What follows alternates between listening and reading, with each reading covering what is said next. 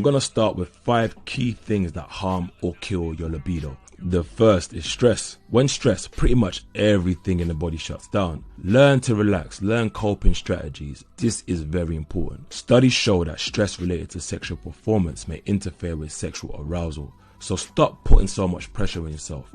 This goes for both men and women. The second is body fat. Body fat is linked to libido. Having too high a BMI or too low a BMI may affect your libido.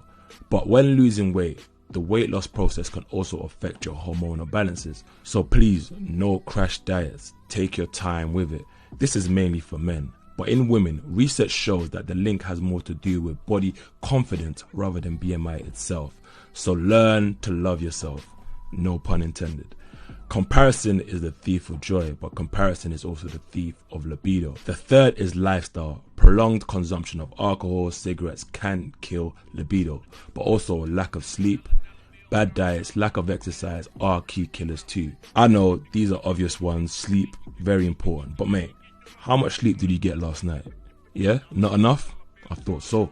The fourth is low confidence and low self-esteem. This is an important one for everyone. Instead of focusing on what could go wrong, instead of focusing on your flaws. I know it's not easy, but try shifting that energy into enjoying and focusing on the moment. If you focus and enjoy the moment, it could help. The fifth thing I'll discuss is nutrients. Deficiencies can literally kill your libido. Key nutrients to ensure you're getting are your vitamin D. For one, a vitamin D deficiency can devastate a woman's sex drive because it can bring on low estrogen levels. It can also make you feel moody and low.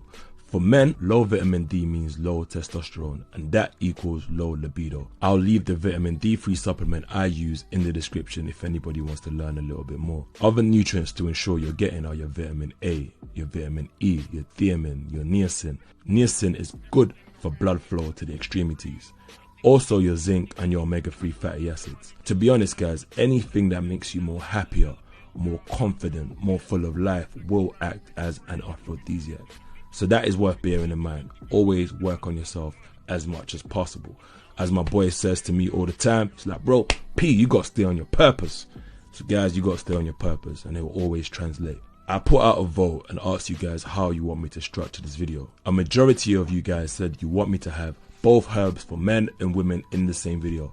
So that's exactly what I've done. I always listen to you guys' feedback, so if you have any thoughts, make sure you comment it below. As I said on a previous video, we're a community. I learn from you, you learn from me, and we learn from each other. So without further ado, let's get into the 4 herbs. The first herb, guys, is maca root. Maca root has traditionally been used to enhance fertility and sex drive. It's also claimed to improve energy and stamina. This herb is beneficial to both men and women in terms of increasing libido. To be honest, guys, this herb has a lot of benefits. So if you want a benefits of maca video, comment below and let me know. In one study, postmenopausal women were given 3.5 grams of maca powder per day for 6 weeks and a placebo for 6 weeks. And what they found was when using maca powder, they reported less anxiety and depression and a higher libido. Maca may also boost libido in women struggling to achieve orgasms whilst taking antidepressants. So these results potentially could be extrapolated. For men, maca root has been dubbed nature's Viagra, although it's not fully understood how it works. But some experts believe that its libido boosting effects is caused by maca's unique long chain fatty acids. In one study, men aged 21 to 56 received maca in 2 doses. The first dose was 1500 milligrams and the second was 3000 milligrams, or a placebo. What they found was by week 8, an improvement in sexual desire was observed on those who took maca. It's worth noting though that in 2 clinical trials, the results failed to show any significant changes.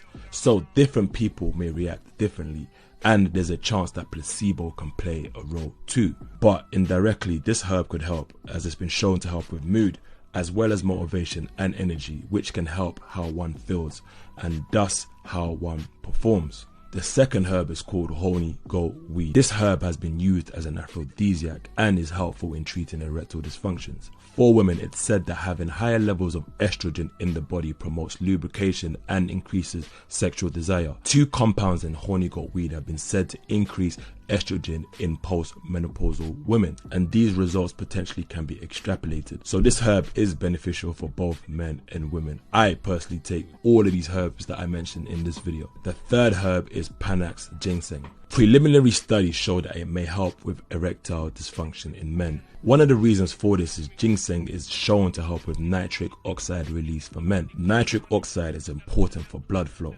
helping the penis relax and thus for blood to rush in.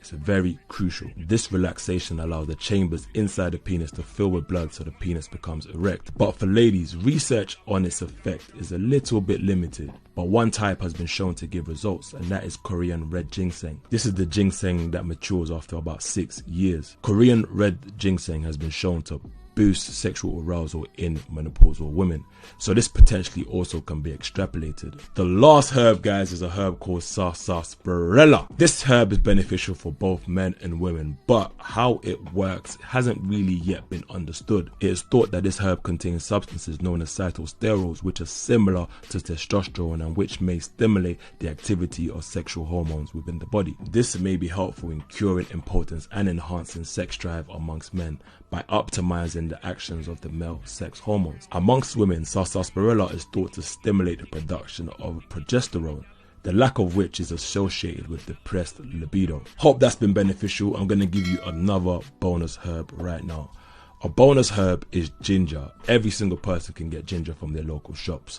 Ginger can improve blood flow and circulation naturally, and is said to also impact sexual performance and the ability to orgasm. There are other herbs I haven't mentioned in this video, such as tribulus, ashwagandha or ginkgo, so smash the like button if you want a part 2. So guys, I hope that video has been beneficial. I've tried to focus on herbs I use personally and have some research associated with it. As always guys, do your own research, consult an expert if you don't understand before trying any new herb or supplement.